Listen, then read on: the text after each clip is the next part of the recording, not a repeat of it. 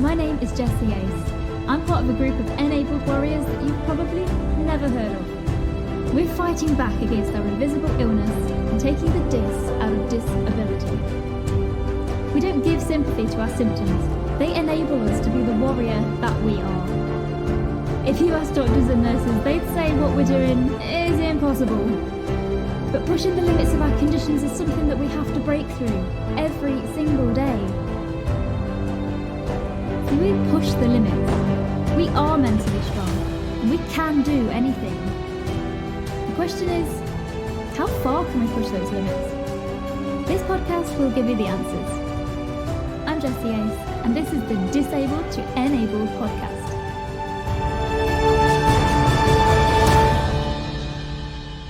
Enabled Warriors, on our show today is a very, very special guest. She's looked after me my entire life, putting up with teenage tantrums, running around after me, taking me to brownies, dance, swim classes, and to every friend's house under the sun. She's here with us today to share her side of the story. Ooh. So exciting. Enabled Warriors, please help me in welcoming my wonderful mama, Irene Eagle, everybody. Woo! Hey, how are you doing? I'm very, very well, thank you, Jess. I've been rushing around all day, but hey, I'm here. And I will do this just for you, my lovely. Oh, bless you. So are you excited to be on your first ever podcast? Well, yes. I mean, not that I understand what a podcast is, but I'm sure that you'll give me a full rundown. I know you've tried to explain it to me on many occasions, but yeah, I just can't get it into my head. Sorry. That's okay. That is okay, because all you've got to do today is answer a few questions, and you can manage that, right? Okay. Do I win a prize at the end of it? I've got a bag of crisps for you if you want that. I should say as well, my mum has been at work all day. I'm so proud of you. You've been in Derby. I have. You've been looking after people. I have, yes. Since 9 o'clock, well, Hopper State this morning. And you've come all that way, all the way over to my house as well. You come and sit and do an interview. Mums are legends, people. Absolute legends. Okay, so let's get straight in by discussing what happened at that time. So it was quite a long time ago now, 6 years. Yeah. When I was first diagnosed with MS, so I was at university at the time. I'd moved like an hour and a half away from my hometown, which is Swaddlingcote, which nobody's ever heard of, but that's fine. So I went to live in Leicester, and I can't quite remember the moment that I told you. So what was that moment like for you when you first kind of found out something that had kind of happened to me? And yeah, tell us about that. Okay then, well, let's start off from the very beginning, and that is that you said that you was not feeling well, and I think I probably have told you on many occasions to go and see your doctor, because I knew you had one in Leicester. However, I do remember I was driving home and my phone rang, and it was Paul on the phone, and he says that you was in hospital, and I said, oh, right, where? Which hospital? I'll come straight over. I'll come straight away now. And he said to me, oh, no, it's all right. No, don't worry about yourself. We've just got here and we're just waiting for some tests to be done. You don't need to come to the hospital. And I said, but I think I do. And he says, no, you don't really, honestly. We can manage. We're okay. We're fine. So I said, all right. I didn't like it, but I said, okay, if that's your wishes, then I will do whatever you want me to do. Okay. So he rang you when we were in A&E then, I imagine. Yes, it was when you first went to the hospital. Okay. Yeah. I didn't know that he did that, actually. Yes, he did. And I thought, well, you know me, Jessie, I'm not a over fussy mother. I think I've raised independent children, and I think if you want to do this in your own way, I'll let you do it. I'm here should you need anything. And the first time you told me that you were diagnosed with MS was when you was back in your apartment, and I came across to see you. I think it was a Saturday, and I came to spend the day with you, and that's when you told me, when I was in your apartment with you. And you'd gone through all your hospital experiences. You and Paul had not involved me at all. For Enabled Warriors listening, Paul is now my husband. Back then he was my boyfriend. Yes. Ooh. So am I kind of in trouble now? Okay, I'm starting to regret this interview a little bit. But like I say, I'm not an over overprotective mother. I know that whatever you was doing, you'd do the right thing in any way. You didn't know what was wrong with you. I didn't know what was wrong with you, and I certainly wasn't going to interfere. I remember you saying that you didn't want me there at the hospital because I'd be chasing the consultant down the corridor, asking for a full diagnosis and to be explained without any medical jargon, which you're probably right. Would have done that though. I know. And I know that, I can be embarrassing at times, and I get that, I really do. But you told me about your MS when I was in your apartment, when you'd actually come out of hospital. Okay. Yes. So was that better or was that worse? I don't know really, because I felt helpless. I felt that I should have been there to support you. I felt that I should have been there, not really to hold your hand, but just to be present as your mother. But obviously I wasn't, so I have to accept that. I get that. I totally get that. I think from our point of view, it was just because it was an hour and a half away from you, from Swad anyway. And I think I was just so overwhelmed and so anxious and just so out of it so much. I didn't know what to do, to be honest. But I wanted to be strong for you. Yeah. So I didn't want to be ringing my mum every 5 minutes, oh, what do I do? I'm really scared. No, I totally was, but obviously I didn't want to show it. Well, I appreciate the fact that you didn't want to burden me with your feelings of how you were at that time, because it was a worrying time. Nobody knew what was happening. Nobody knew exactly what was wrong with you. We had no idea of what it would be. And we didn't know whether or not, like you said, it could have been just down to stress because you'd gone through uni and you was coming to the end of your actual final year of doing all your work and everything else and getting it in. So, that's what I felt as well. I thought, well, maybe you have just overworked yourself. Yeah, and that's definitely what I thought at the time as well, I'll be honest. Yeah. So I didn't... Yes, I felt guilty. Don't get me wrong. When you did tell me, I thought, oh my God, you've been going through all this all on your own. Why didn't you tell me, you silly girl? I would have been there with you. But I wasn't offended in any sort of way because, like I said, I've raised you and your brother to be very independent, to do your own thing. And if you feel more comfortable, you had Paul there at the side of you in any way, so he was a good support to you at that time. And sometimes people having too much support can be worse than having not enough. Totally agree. Yes. So, I just felt that you would come to me when the time was right for you. And I certainly wasn't going to push myself onto you. But I would hope that you always knew in the back of your mind that I was always there for you. And I am always there for you. You know that, don't you? I know that. You tell me all the time. And it's amazing. And it's so sweet. And yeah. Yeah. And I will jump through hoops for you. Today... Well, you do all the time. Today I've had such a really, really hectic, busy day. I've just drove back in all the traffic from Derby. Oh. I've had a quick spruce up and here I am. But, we do these things. We do these things because, we want to be part of your life. And, we do, well, every parent wants the best for their children and to do the best that they can to help and support their children without going overboard and overtaking their lives. And I've never been that type of mother. I've never been that type of mother. But I've always told you that I am here should you need anything. Oh, I'm getting sentimental. We're only 5 minutes in. I'm getting sentimental. This is not going to go well. It's not going to go well. So can you? So let's go back to that. Did you say Saturday when you came over to my flat? I actually remember this really well. Yeah. Because you started just cleaning my flat for some reason. Well, because it did look a bit untidy. I'd just been in hospital. That was just literally Paul, who had been there for 3 days or whatever.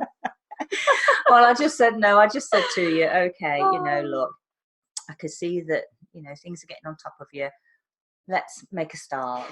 And I did. I started to tidy everything up and get the sweeping brush out and the mop out and everything else. You did. You were washing the dishes and everything. And just do my usual motherly thing. Bless you. You're amazing. You really which was great while I was there with you, because I felt then that I was there and I could help you and I could do something for you. So it gave you a little bit of a sense of purpose. Yes, maybe. definitely. And I felt that was my place to do that. But I have to say, it was on the way home, when I was driving in the car on the way home on my own. And I don't want you to get upset, but I did have to pull the car over and have a little sob, because I thought to myself, well, you know, what's going on? What's all this about? Where's this come from? And yeah, I just pulled the car over and I just had to take a minute for myself. Oh, bless you. But, you know, hey ho, we're there and we're strong. We can get through this. And yeah. Oh my gosh. Oh my goodness. So what did you initially do then when you left me and you went back home?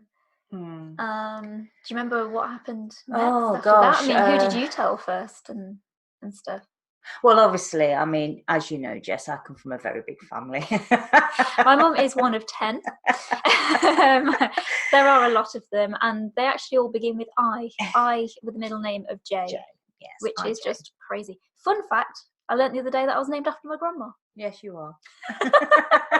And a very strong woman she is as well. She's still alive and kicking, and she's now creating havoc in the nursing home. And she's what, 90? Is she 93 now? I believe she's 93. Wow. At the last count. So, and she could be 94 actually at the last birthday. She's hanging on for the She is. Yeah. But yes, I come from a very large family, as you know. We are all very close, and so obviously it was one of my sisters that I contacted to have a chat with, and just to say, look, you know, I just found this news out. Not really quite sure how I feel about it, really, because as you know, I do have cousins in my family who have MS. Well, I know that now, but I didn't at the time. No, you didn't at the time, because I didn't say anything. You didn't say anything. This is also the one that is in a wheelchair. One of my cousins, yes, she's had it for she was diagnosed with MS about 40 years ago. Wow. And bless her, it has progressed over the years, and she is now in a wheelchair.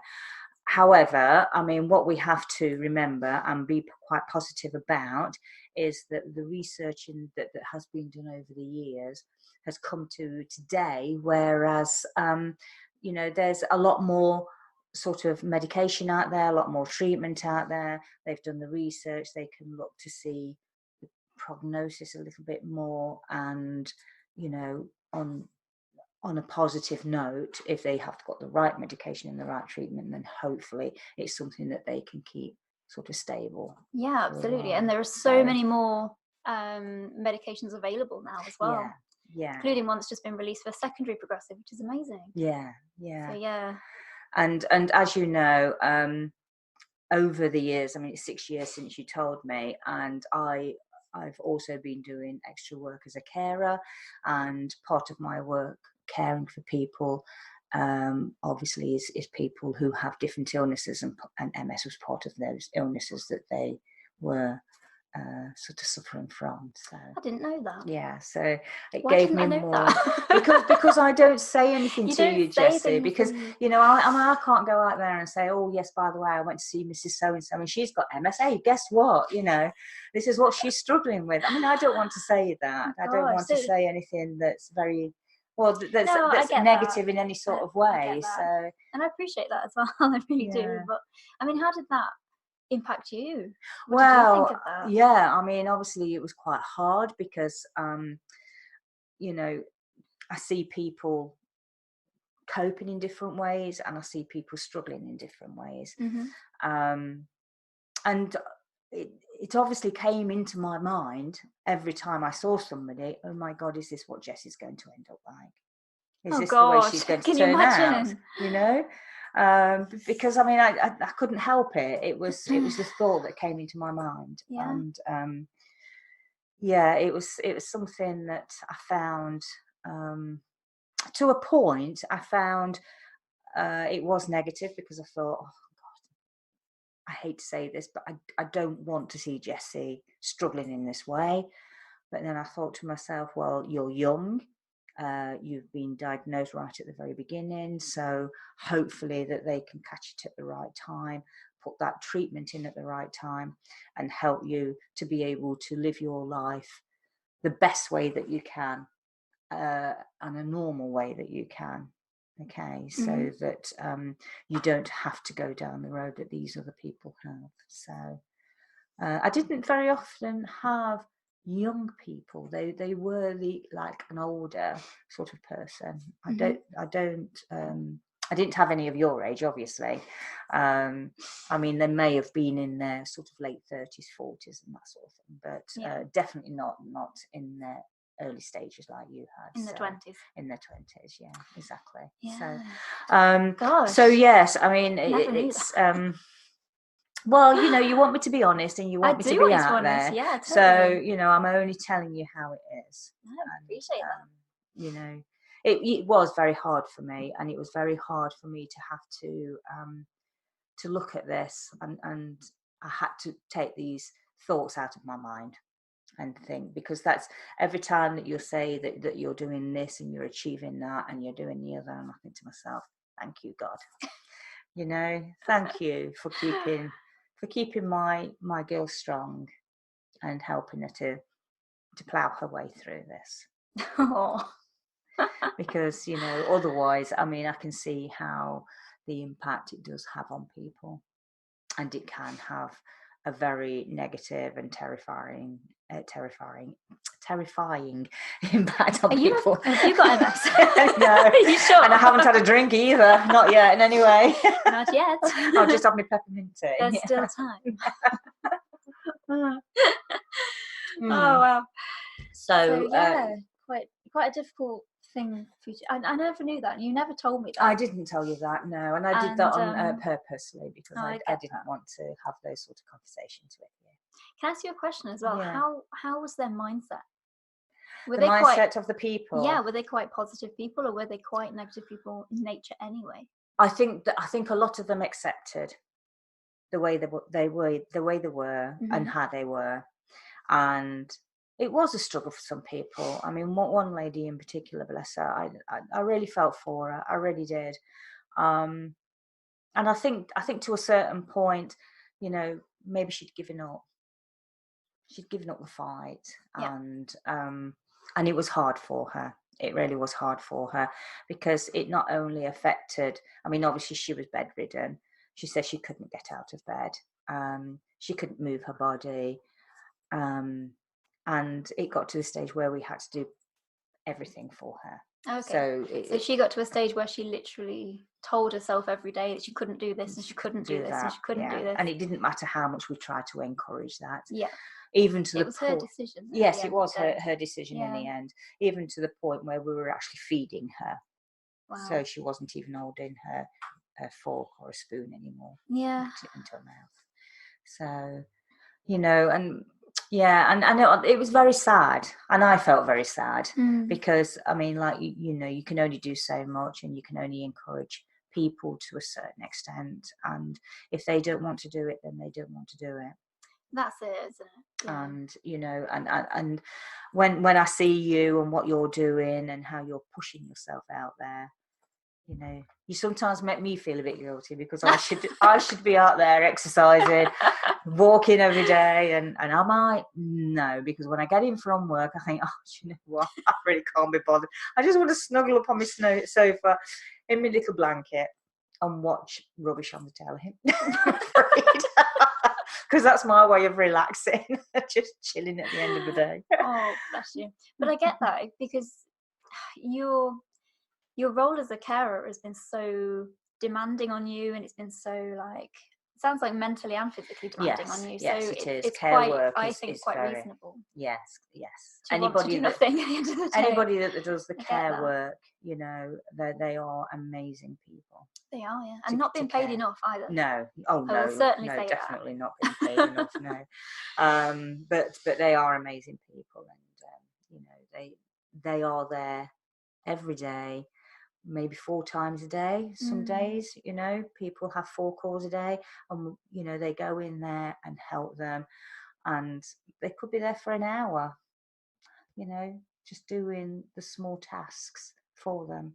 So yeah, it's an amazing job. You meet some amazing people, and yes, it can be at times, you know, when you're out there and you are working with people, it can be sad. There are some sad days out there, but then depending on how that person is feeling in themselves, and if they are feeling better, you know, you can have quite a giggle with them, or you know, they might be quite lively, and yeah, and some of them do have a bit of a sense of humor, and you know, it's nice. It really is nice. So it works either way. It depends on how you approach people. You go in, and it's how you find them. And if you find them where they are suffering, they are struggling, they're in pain, then you accept that and you work with them around that. But if you go in one day and they're feeling okay, and they're a bit of you know, in a bit of a silly mood, maybe, you know, then yeah, let's encourage that. Let's be silly with them. You know, it's you know, it's nice. It really is nice. So yes, yes, it's very fulfilling in lots of ways, I can say. Yeah, absolutely. And to be that support network for someone else is huge. Yeah. I mean, like, who do you think was your kind of support network when everything kind of happened with my diagnosis? Yeah. I mean, I've got to say my family and really work colleagues as well. You know, obviously when I went to work, and if I was feeling a little bit down, or if I was thinking, you know, how are things going to be? What can I do to help? How can I help? Which is a very good question. How can I help? Yeah. And especially, like I said, I'm not a sort of a mother that sort of goes ploughing in there and says, right, this is what we've got to do. We've got to do this, taking over this and this. You know, I thought to myself, how can I help? Because, you know what it is that you need to do for yourself. Yeah. Because you're the one that's feeling all the pain, the agony, the tiredness, the fatigue, and everything else. And all really I could do is just to be there, ready to support as and when I could, really. And and you certainly were there. You certainly were. I would hope so. I would really hope so. Well, you were definitely. Yeah. I mean, the thing that I found the hardest, if I'm honest, after the whole diagnosis thing, was actually starting the treatment. Oh God, those awful injections. You remember it well? Goodness. Yes. Oh, they were horrible. So for enabled warriors listening, I was first put on ridden, which is a beta interferon, which is injected between the skin and the muscle. The idea is it goes into the fat kind of deposit, but I literally had no fat on me at that time, did I? So it was skin and bone. It was awful. It was, I didn't take to it very well. Some people, don't get me wrong, have taken to it very, very well and are still on it after years and years and years, and that's fine. It works for some people, but for me, it did not personally work for me. No. And I actually couldn't do a single one of them. And I remember I kind of dragged you in at some point, didn't I, to do a few for me? Only one occasion, Jessie. Yeah. I only did one, and that's when Paul was away, because Paul, bless him, he did all of those injections. He did. And really, I have to admit to you, I am so pleased that he was there. Because, when you think that you've got, I'm not being horrible, but you were just skin and bone, and your body was very fragile at that time. It was. So was my mind. And your mind and your body was very fragile at that time. So to actually put these injections, put these needles inside your body, when I know for a fact it hurt you, because it's very painful for you. Yep. And to see you in pain, and to know that I was inflicting that pain on you, was something that I think eventually may have broken me, had I had to do it on a regular basis like Paul did. Mm-hmm. So, I take my hat off to him. I give him huge credit for that. because he was there on a daily basis for you, and he was there when you was getting yourself all worked up. I know you rang me a couple of times and wanted to talk to me because you was getting yourself all worked up about having these injections, which was at certain times of the day that you were preparing yourself for. Oh, it was awful. For that dreaded moment. And I do remember there was just the one time when Paul couldn't do it. It was on one of the days, and I said, okay, fair enough, I'll come down and do it. I remember this really well because me and my brother made a pasta bake, and Rich decided, my brother is called Rich, by the way, he decided it would be a good idea to use a pasta sauce with bacon in it, and you are vegetarian. I am vegetarian. And Rich just said, oh, it's all right, she won't notice, just do it anyway. I was like, you can't do that. He's a rotter. So Mum sat there picking all the little bacon bits out. So yeah, that was like my positive memory of the day. Yeah. But then after that, obviously we had to do the injection and stuff, and I was just so scared every time. And do you not remember then exactly how that that procedure went? I'm not sure if I want to tell you. I'm not sure if I can actually remember that much. Then. I remember sitting on the table in the because you had a real strict sort of regime of what you was going to do, how you was going to do it. Oh gosh. And you said to me, right, this is where I'm going to have the injection, which was on your back. Oh, I know what you're going to say. Yes. Which was on your back. And you said to me, Mom, I'm going to count to 3, and on 3, just click it in. I was like, this is really important. Don't press the button. I know so you get to 3. 1, 2, 3. Press the button. Press the button. It's got to work in that order. It's just got to, or I can't comprehend it. I can't take on the day. And you were like, okay, fine. What did you do, Mum? On 2. It went 1, 2. Okay, press the button. Okay. I was like, what have you done? I wasn't 3. Well, I wanted to do it when you wasn't expecting it. It's like pulling a plaster off. You pull a plaster off when you least expect it, and it doesn't hurt so much. And that's why you only did 1. Exactly. I was just trying to help you in my own way. I know. It was so funny. I know, but you would never let me touch you after that, would you? You'd never let me do it again. Well, no, because it's a trust thing. I know it is. I know you did lose. You all got your yourself trust in out me. of the next I one. did. I thought, oh, thank goodness for that. Not being horrible, but I thought, oh no.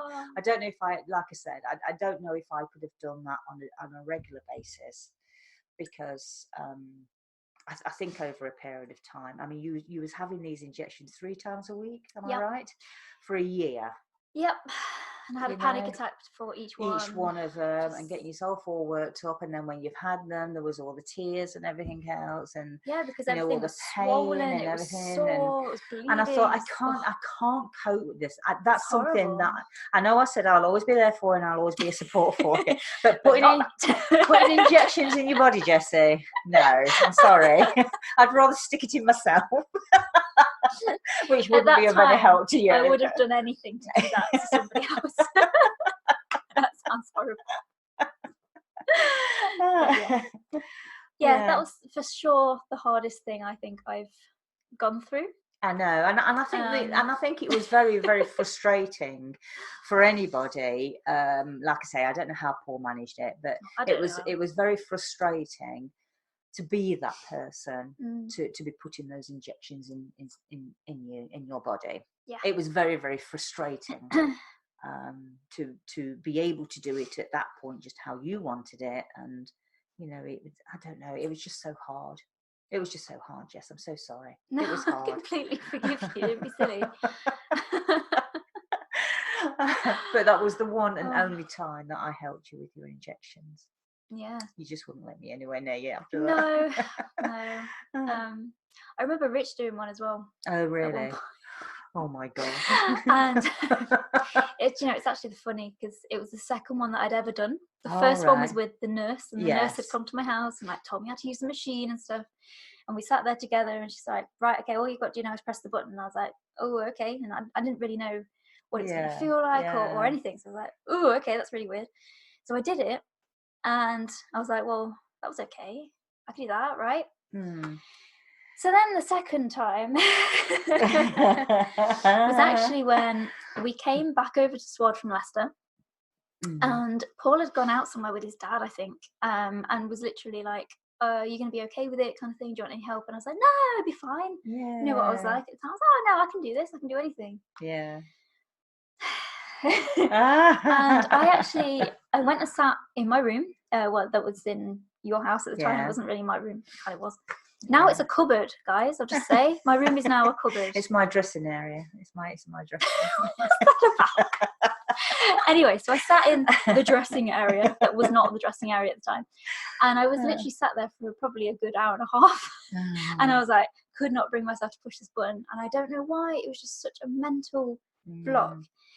But then I heard the door go downstairs, and I was like, oh my god, someone's here, oh my god, what do I do now? And I was like, hello, down the stairs, and Rich was like, hello, back, and he was like, what are you doing here? And I was like, could you help me with something? And he was like, what do you need help with? And I was like, could you just come and stab me? He was like, sure, I'll come and stab you. Yeah, of course. This is my little brother who is 6 years younger than me. He's like, yeah, I'll come and help. Right, fine, whatever. What do you want me to do? And bless him, he was so mature about it. Yeah. So mature about it. And he was just like, yeah, okay, what we've got to do. Right, okay, that's all we've got then. And he literally like held the machine. It was like, right, I'm just going to press the button. 3, 2, 1, press the button. And then he just did it. And he was like, is that all you were worried about? I was like, yeah, it was. He was like, for God's sake, I'm going to go and get you some chocolate. Okay. Oh, what a brother, hey? What a brother. He's never been that nice to me, and he's never been that nice since either. So, yeah. Changes to everybody. I'm sure he wanted to help in any way that he possibly could. I know. I was so grateful for him for helping at that point, though. I really was. So, okay, so you're around a lot of people all the time. You've got a lot of friends. You've got a lot of sisters. Have you ever experienced the, and I'm saying this in air quotes, guys, helpful advice that people give to you when you tell them that, oh, and yes, so-and-so's just been diagnosed with this. Have you ever had anybody go, oh, do you know what you should do with that? You should go and put her in a bath of rose petals. It'll cure it right away. Yeah. Has anybody else said anything like that to you? I wouldn't say that anybody, was sort of coming forward with advice on anything. A lot of people actually, I'm not saying that it was, I don't know quite how to put it. We're very quite sympathetic in the fact that I'd got a child who's got this awful, condition. Yeah. But people were very supportive. And I don't think I was ever asked, believe it or not, I don't think anybody ever said to me the question of, well, how do you feel about this, Irene? Really? Yeah. Well, what's going through your mind and all of this? I don't think anybody actually asked me that question. They just said, oh dear, how awful. It must be terrible for you. How is Jessie? How's she coping with it? I'm here if you want to talk to me, basically. So yeah, I think, because when you think about it, I mean, we all know about MS, or we've all heard of MS. I'm not saying we all know about it, but don't know what it is. But we don't know what it is, because a lot of people said to me, well, what exactly is it? What exactly is it? But you were like, don't know. I said, well, I'm not really quite sure, actually. I know what the symptoms are, and I know that it's something to do with the head. Lesions in the head that affects the nervous system, which stops the body working in a way that it should be working. So there's certain elements to that obviously Jessie finds it hard to function at times, and she struggles health-wise. But I said, other than that, I'm not really quite sure. I don't know. So I suppose in some respects I was quite ignorant about it. And when we went to the event down in London where the professor was there, and he explained it all in more or less jargon-free. In layman's. Yeah. He gave us the idiot guide, didn't he? Did. Let's be honest. He did. He did, and it worked. And it worked. Because I think I understood it a lot more. Because after that, I thought to myself, oh, yes, right, that makes sense now. That makes sense now. That makes sense. And I could follow that. Yeah, so I was quite pleased actually to go down to that event because I found it extremely useful and very informative. And it was very nice, obviously, to meet everybody else who was down there. So. Yes, we've made a lot of friends down there. We have. Yeah, yes. So this was an MS Society event that we went to, and I was basically invited to. Well, I won't say invited. I kind of invited myself, and said, "I'll write you a blog." She's the pushy one, not me. She's the pushy one. Hey, if you want to get anywhere in life, you have to push. Okay, you certainly do. You have to push. So basically, I invited myself to this event and said, "Look, I will." I'll come down and I'll write a blog on it and you can like feature it on your website or whatever. Yeah. I'm like, yeah, great, okay. So I got to go to the 4th annual MS Society lecture. Yes, it was. I think that was the official title. It was the official title, sorry. And I got to bring a +1 because I would have got lost on the train otherwise. So yeah, we had a really good time, and there was like talks from professors and different people. Yes, there was a lot of different people. There really, was nutritionists. Yes. Stuff. But yeah, and I can't remember the name of the professor, which is really annoying. I know. I got it on the tip of my tongue actually, and I can't. I'm sure it was Richard. It was Richard. I know. How awful are we, Jess? I know. I'm so sorry. We should have. I mean, my excuse is I've got MS and I just can't remember anything. My excuse is because I'm getting on. I'm getting old. Yeah. We have that one a lot. My memory fails me at times. But I do remember it being an extremely informative evening that evening, and I was actually quite sort of glued, to listening. I was really intentive on listening to everything because I just found it so incredibly interesting about what was being said and how it was explained and what we need to be looking for and everything else, and how the research was going as well, which I found again was very reassuring. As a mother, I felt that was very, very reassuring, that there is out there people looking into this and looking into how, I'm not saying how to resolve it. I don't think they'll probably ever resolve it. I don't know. Maybe they will. Who knows? But if at least they can just do something or put something in place that stabilizes anybody's illness so that they can continue through their life the best way as they can without having that, feeling that things are going to get worse further down the line. Yeah, totally. Because I think that in itself as well is it's like it's like you've got a lifelong sentence there, isn't it? Something that's going to happen in the future, that it's going to happen in the future because that's how things are going to go further down the line.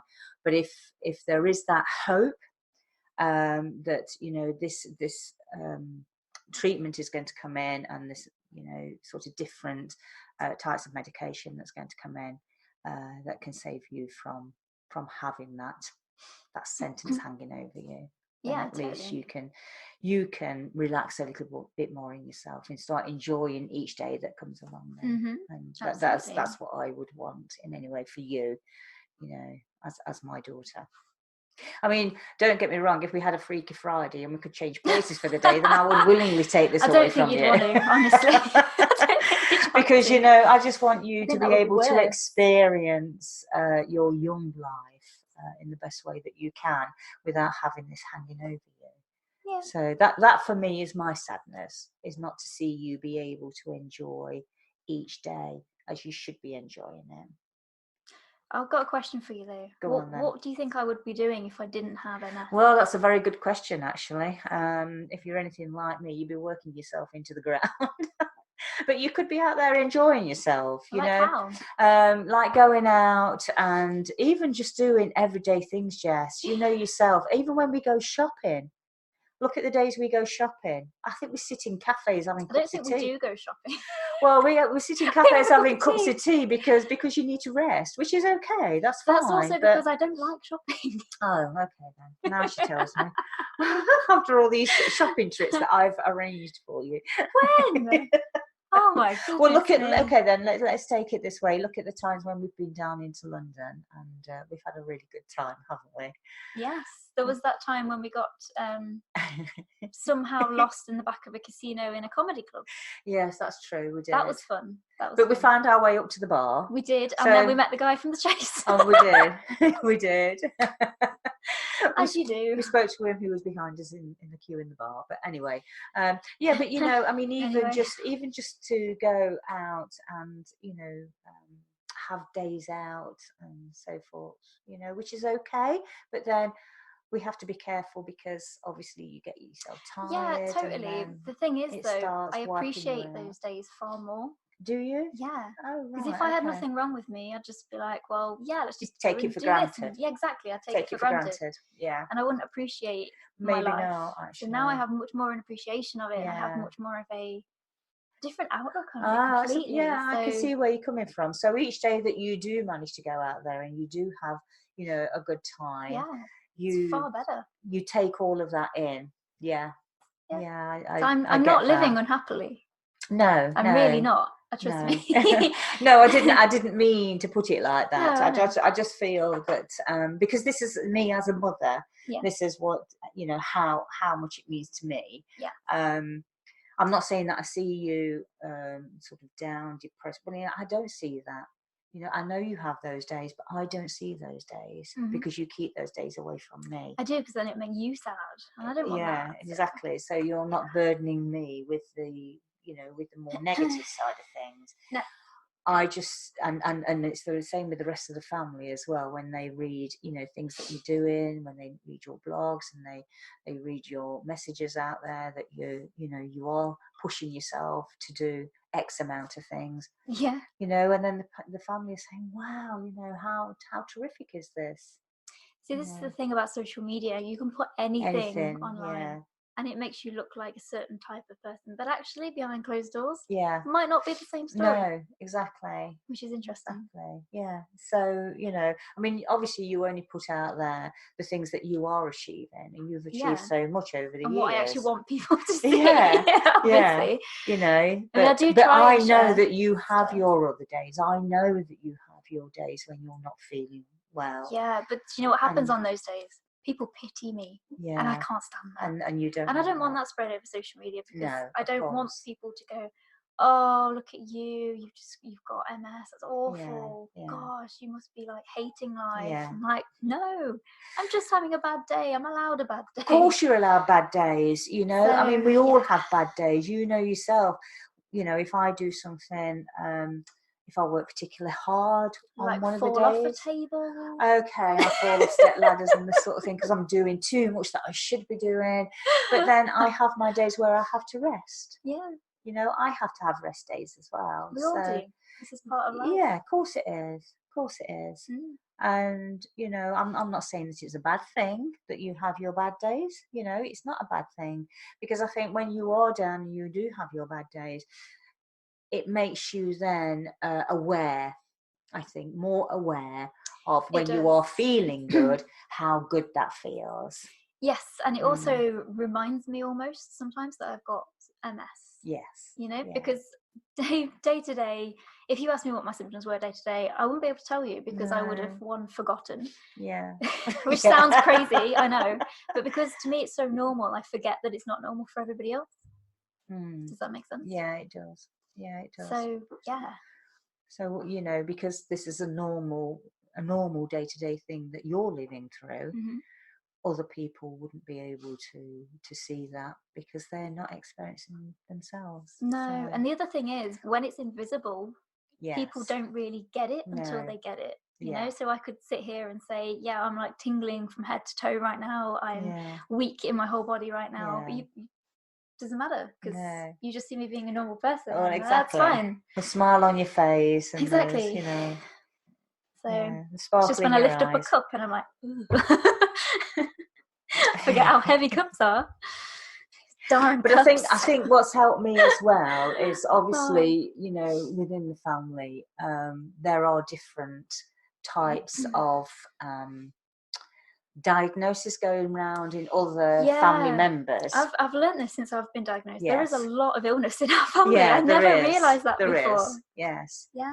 Because, you know, I when you was first diagnosed, I thought to myself, why me? Why my daughter? You know?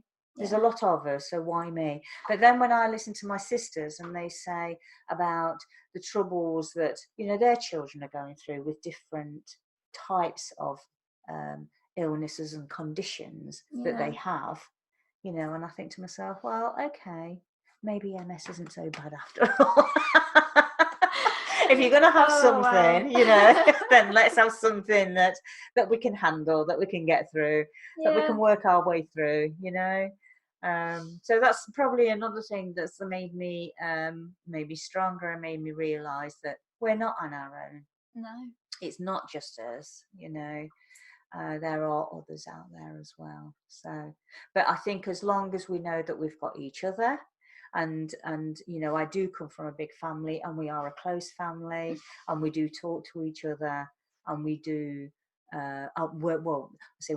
we are able to be able to speak about the different conditions, how it affects us in our lives, how it affects our children, and the impact that has. So I think having that with the rest of the family as well is certainly a big factor, and it's a big help as well, and a big support.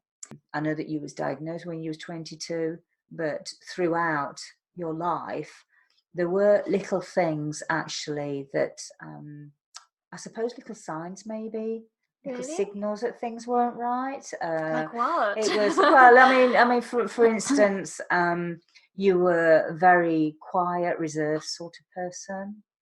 You didn't like being in the limelight. You didn't like being centre of attention. You always wanted to be kept way back. You had your funny little ways, your eating. My funny little ways. Your fussy eater. You was definitely a fussy eater, Jessie. I think that was due to anxiety. No doubt about that. That was anxiety, for sure. Yes, okay. So that was your anxiety that was happening then. I'm being named and shamed now. No, you're not being named and shamed. I'm just saying. No, all I'm trying to say is maybe there were little things that were going on beforehand. Did you think these? That's what I'm trying to say. Do you think these were MS signs? Is that what you're trying to? Well, obviously, with your depression and your anxiety, I mean, that's something that's coming out more so now, isn't it? You? Yeah, I mean, that's something that's always been there in any way. You've always had problems with that.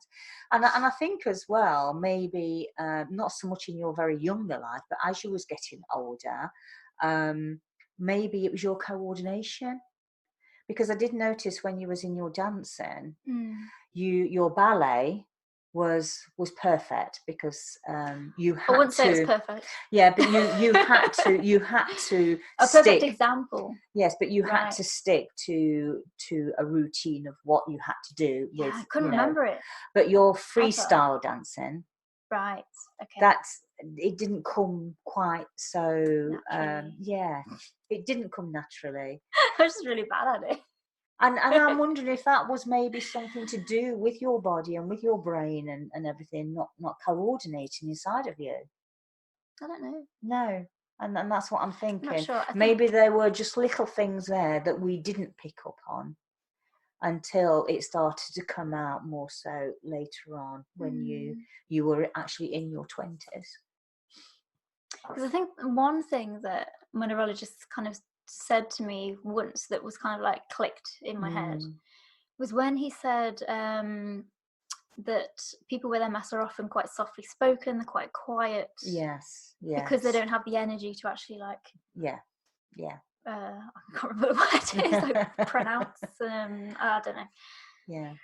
Oh, you certainly wasn't a scream or shout. No, and I was a very, very quiet kind of child, wasn't I? Like, you were. You were a very quiet child, and you did speak very softly. I mean, like nobody could hear me. No. Sorry, what? Speak up, Jessie. Just speak up, please. All the time. God, it's so annoying. It's like, I'm speaking really loud. I'm like, no, you're not. No, you're not. Oh, okay. Wow. Okay. Yeah. That was interesting. Yeah. So, you know, as you know, from my point of view in any way, as a mother, yes, it was, I wouldn't say it was a shock, because like I say, I knew that the MS was in the family somewhere, and I knew it had to come out in someone. So I wouldn't say it was a shock, but it was certainly something that made me feel very heavy-hearted at the time. Yeah. And like I say, I just felt that as long as I was there to try and help and support you the best way as I could, besides sticking needles inside of you, because I can't support you in that way, but any other way that I can. Just thinking about it just makes me squeamish. And like, oh no, it was horrible. Oh God. It was horrible. I don't know how you cope with it for as long as you did. Neither did I. I became severely depressed with that. Yeah. It was awful. Yeah. Gosh, yeah. And I think it was affecting your health in other ways as well, because you were worrying about it. You was getting yourself all worked up about it, and your weight just dropped off you. Oh yeah, like I couldn't eat anything. No. Literally. No. So you did look poorly at that time. You look a lot more healthier now, I have to say. I am getting fatter, I've got to say. Oh, well, there's nothing wrong in that. Oh, there is. There is when your jeans don't fit and you think, oh, God, no. Everybody has to go through those stages, Jessie. Well, it's not nice. I didn't like it. Okay, so before we go, have you got any advice that you would like to give other parents of children going through a diagnosis? I think everybody is individual, and I think all families have their own ways of coping. But certainly, there's the one advice I will give out there is that you cannot change anything. You cannot change what's happening to your child. You cannot change the diagnosis that they've had. All you can do is change yourself, and to make sure that you are there for your child, to support your child, and, you know, take an interest, do the research. What's that face for? Because you didn't do any. Because it does make you feel better when you have, you know, when you do have some idea of what is happening. Absolutely. You have a little bit more of control over the whole situation then. And I think because you know what's happening, then you're able to be to look at it in a different way, and to be able to you know, to help and support in a different way than probably what you would. But do not try and take over your child's life and try and make things better, because it doesn't happen like that. It won't. And unfortunately, your child has to go through a certain amount of pain to be able to accept the diagnosis, because it is crazy going from, like, I mean, I was a perfectly healthy person. Yeah. And in 3 days, I went from that to being disabled. Yes. And it it turned my world upside down completely. Absolutely. And I think if a young person is being diagnosed, then to try and look into their world and to see the impact that it's having on them and their life. Yeah. More so than your life. Because this whole thing is about you, and it's about how you cope with it, and it's about how you handle it. Which then I look at and I think, well, you're doing all right here. Maybe you're not doing all right there, but maybe that's somewhere where I can help you in some sort of way. Okay, so you kind of do like a SWOT analysis. Yes. I just think, not coping very well there. Maybe we need to, start sort of inputting a little bit of support there, or even, sort of asking, what help and support do you need around this then? Interesting. Okay. Yes. Okay. Yeah. I really want to go into that, but we've done such a long interview. No. Oh my God. Maybe it's not such a good thing, but obviously having our little treats. That's my way. Our little treats, I like it. Our little treats, our little trips out, our little days out, and I love this. And our times that we spend together, the memories that we have from those times, I think is something that that's something as well that keeps us going. I mean, that is in its own, isn't it? It's just something that we do need. Totally. Yeah. We do need those times together and share those memories together as well. So absolutely. Yeah. So that's right, my darling. Positivity is everything as well. It's got to be. Let's not forget that. No. My favourite saying at the moment, I've got 2 favourite sayings actually at the moment. Have you? First one, it's not the cards we're dealt with in life that matters, it's how we play them that counts. Oh, that's a good one. Yeah. Love that. Yeah. Second one is, if it doesn't challenge us, it doesn't change us. That's right. Yes. So yes. Just think about that for a moment, guys. Just think about that. Exactly. Okay, Neighbourhood Warriors, we've talked about some heavy stuff today. Let's have a little bit of fun before we go, shall we? Oh no. And this will be hilarious. You're loving this, I know already. This is the part of the show where we find out a little bit more about the personality of our guest with some super quick secrets. Are you ready for this, Mama Bear? No, not at all. Go on, fire away. Let's see what we can do. Oh gosh, let's see what comes out. Okay. Most inspiring book that you've ever read? You see, I don't read books. I haven't got the time to read books, which is really quite a shame. I did read a book actually quite some time ago, and it was I can't remember the title of it. Something to do with cupcake, and it was a lady that was going through a really, really tough time in her lifestyle. Choice of lifestyle. Well, I say choice of lifestyle. It wasn't really her choice of lifestyle. It was how her life had developed over a period of time, and it's how she overcame her life, her problems and her issues in life, and how she came out of it the other way, to the point where she'd obviously gone back to school, studied, and got herself into a really professional position, and she was able then to write this book about her struggle through life. And and that was really inspiring for me. I quite enjoyed that book actually, even though it had its really sad areas, difficult areas, but also those funny little things that come into it as well. And it was really interesting, and it was a really, really good book.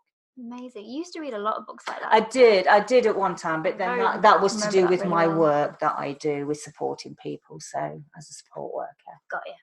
So I did read a lot of those books, yes. But I think that's where I got my love of it from. Possibly, yeah. Because I read a lot of those now. Do you? Yeah.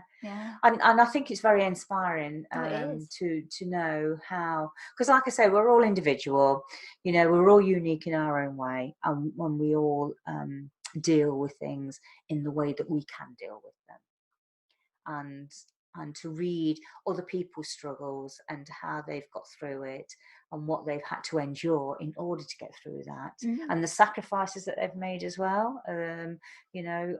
Some people have had to make huge sacrifices to get them over that hurdle to enable them to move more forward in their own life. So yes, they're the sort of books that I have read in the past, but I just recently, just haven't got time to be picking up a book. So not to worry. No. Not to worry. What is the weirdest thing that you've ever done? The weirdest thing that I've ever done? Yeah, there's gotta be a few. Come on. There's gotta be a few. The weirdest thing that I've ever done. Oh God, I don't know really.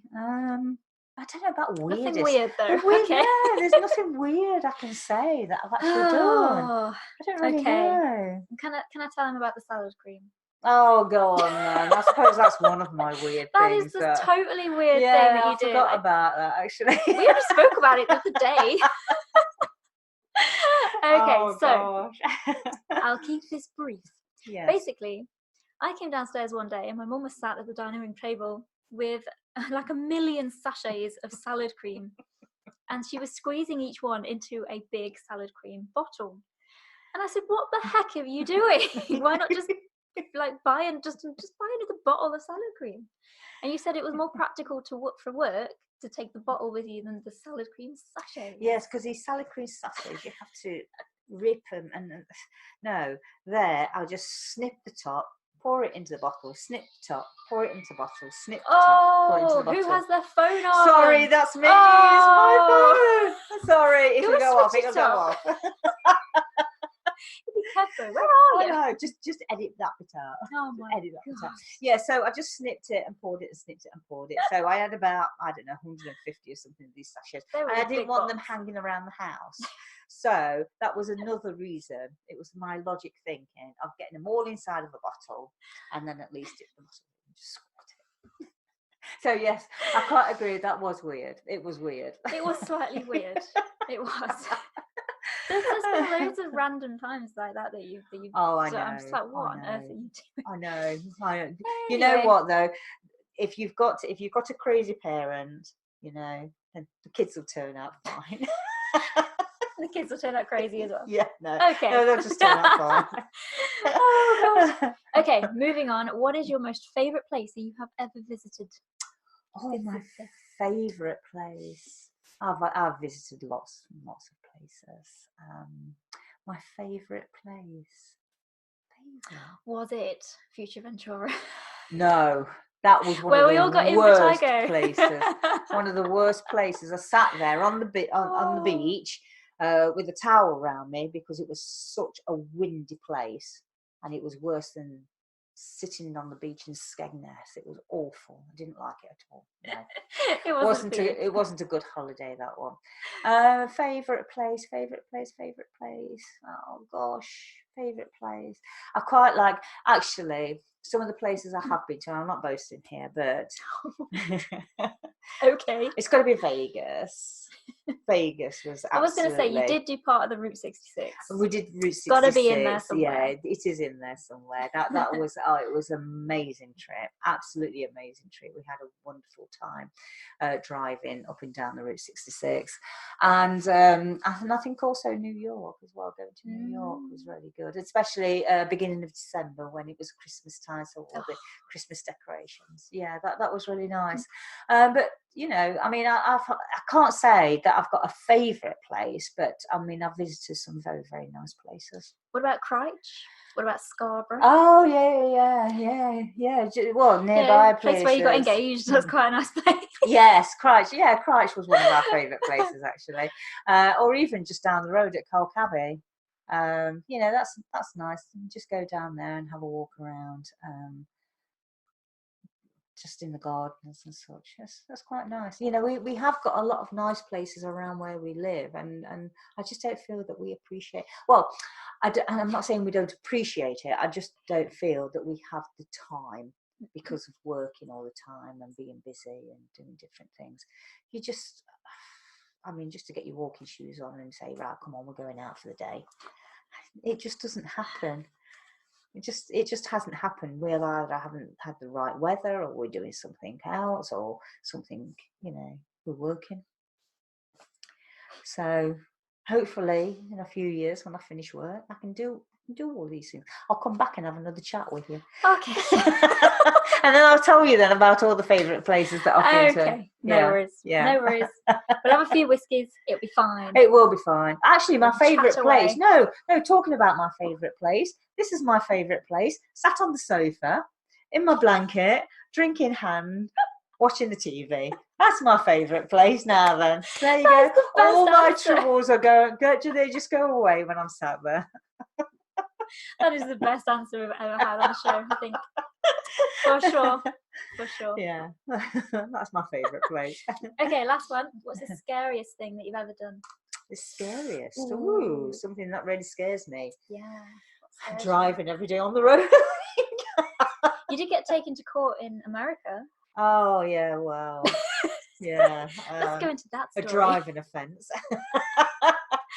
But it was just a little sort of backup that I was doing, just inching out of a parking place when something else was in the way. Yeah. So. The clue was kind of in the beeping that with the reversing noise. Yes, okay. It did have sensors on it, and it was telling me that, you know, I was getting too close to something. But what happens with these American cars is, because they're all automatic, and when you put it into reverse, your wind mirrors come in. Not on all cars. Yes. Mine doesn't do that. Oh, well, this one did. I have an automatic car that doesn't do that. Well, the American cars do. The wing mirrors go in, and then you have like a screen where it shows you what's behind us. Oh, cool. But that's something that I've never worked with before. Oh, okay. And I was trying to look out the windows like this. and the windows was right high up. So I was just inching out and hoping for the best. But then it went boom, and I thought, oh God, what's behind me? So you didn't trust the screen in No. the front of the car? No. Okay. I have to have my wind mirrors there to see what's behind me. Okay. Yeah. Well, but thanks for bringing that up. Enough. That's really good of you. Fun. It must have been a scary time. So I went to the court. We went to the court, so You look happy about that. Like, I've got another stamp in my passport. It was an adventure. We were out there on an adventure, and it just added to the adventure that we were on. So yeah, certainly did. It certainly did. Certainly did. But like you say, it's the challenges that come to us. It's how we overcome it. It didn't ruin our holiday. It cost me about $125 in a fine, but hey ho. But what's that between friends? Well, this is it. $125. At least they put my name off there. I wasn't on the list anymore. So had I gone back into America and my name popped up, they would have been coming chasing after me saying, "Oh, by the way, there was an offence there and you didn't go to court." Can you imagine if you got to the airport and they're like, "Sorry, ma'am, you can't go out of the country. You've got an offence." Yeah. Like, oh my God, no! Oh my! Hey, they could have done that as well. They could have done that. Oh my God! I didn't think of that. Kept you there until you'd paid. Yeah, that's true. Wow. But I was honest in it. So. But you just wanted a trip to court, so yeah, let's go and have a jolly down the court. Yeah. Anyway, where can other warriors find out more about you and what you do? Me? What do they want to know about me for? Well, I don't know. I mean, people might be listening who has a child that's diagnosed and wants to reach out and go, "Oh, Irene, help me." Well, I only do Facebook. And I don't do much of that. I just really look into Facebook. She's a stalker. That's what she is. She stalks people. They all do. I just look at everybody else, and just see what's happening out there. I swear, all of the Hadley sisters do that. That's what we all do. You're all just stalkers. We are just stalkers. Yeah, we just look at see what everybody else is doing and see where everybody else has been, and So there you go. So if you have any questions for my lovely mum, you can always contact myself at www.jessyace.com. Go and track me down. And you can ask there and I'll ask her. No worries. Thank you so much for coming on the show today. It has been such a wonderful episode. Has it really? You made me teary. You made me laugh. I mean, that's a sign of a good episode if I've read it in one. So. Well, this is it. I know. But you're such a lovely, lovely, lovely person. Oh, thank you. And I'm so proud of you and how you're battling every day. I'm thriving. I'm not battling anything. Okay. I'm so proud of the way that you're thriving throughout your days. Awesome. Yeah. Oh, thank you. But if you want to giggle, you know where to come. Oh, come I do. See me.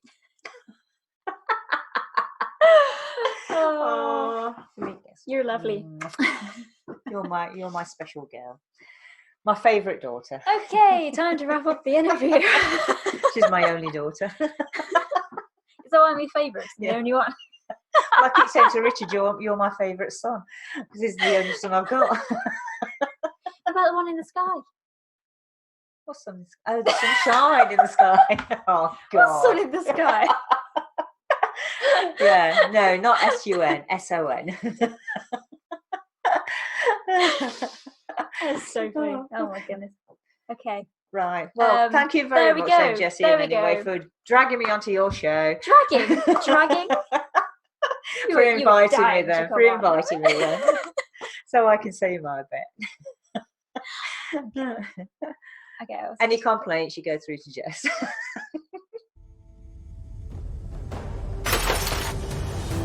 If you want to fight back against your invisible illness and help take the dis out of disability, then join the tribe on Facebook, facebook.com/enabledwarriors. If you love this podcast, click that subscribe button and never miss another episode. And remember, warriors, stay enabled.